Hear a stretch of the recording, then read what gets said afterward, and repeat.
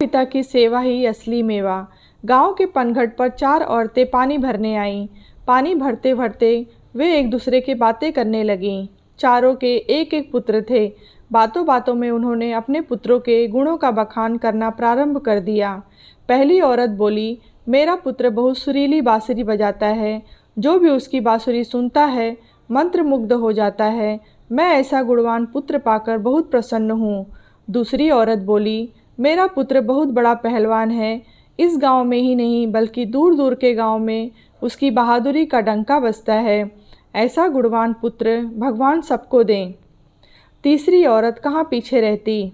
वह बोली, मेरा पुत्र कुशाग्र बुद्धि है। उससे अधिक बुद्धिमान इस पूरे गांव में नहीं है।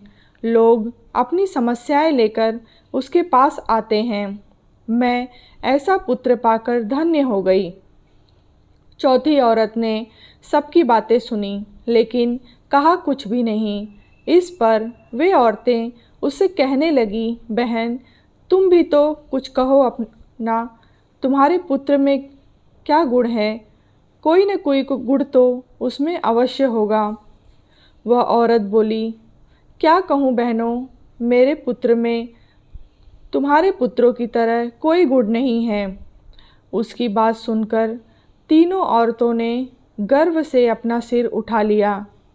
कुछ देर में सबने पानी भर लिया और वापस जाने के लिए अपना अपना घड़ा उठाने लगीं।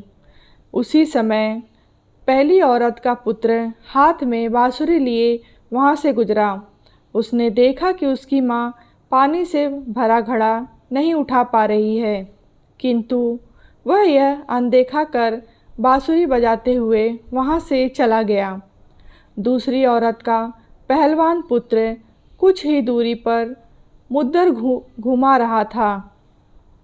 उसकी माँ कुएं से घड़ा उठाकर जैसे ही उतरी, उसका पैर फिसल गया। किसी प्रकार वह संभल गई, किंतु पहलवान पुत्र अपनी माँ को नज़र उठाकर देखने के बाद भी उसके पास नहीं आया और अपनी कसरत में लगा रहा।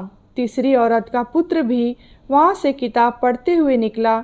उसकी माँ ने उससे कहा, पुत्र मैं दोनों हाथों में घड़ा पकड़े हुए हूँ, ये रस्सी जरा मेरे कंधे पर डाल दे। लेकिन वह अपनी माँ की बात अनसुनी कर वहाँ से चला गया। तभी चौथी औरत का पुत्र वहाँ आया। अपनी माँ के सिर पर घड़ा देखकर वह उसके पास गया और उसके सिर से घड़ा उतारकर अपने सिर पर रखकर चलने लगा। कुएं के पास बैठी एक बुढ़िया यह सब देख सुन रही थी। वह बोल पड़ी, मुझे तो यहाँ पर एक ही गुणवान पुत्र नजर आ रहा है, वही जो अपने सिर पर घड़ा लिए जा रहा है। माता पिता की सेवा करने वाले पुत्र से गुणवान पुत्र भला कौन हो सकता है। सीख, गुणवान वही है जो अपने माता पिता की सेवा करे और साथ ही सबकी सहायता के लिए तत्पर रहे। अगर आपको कहानी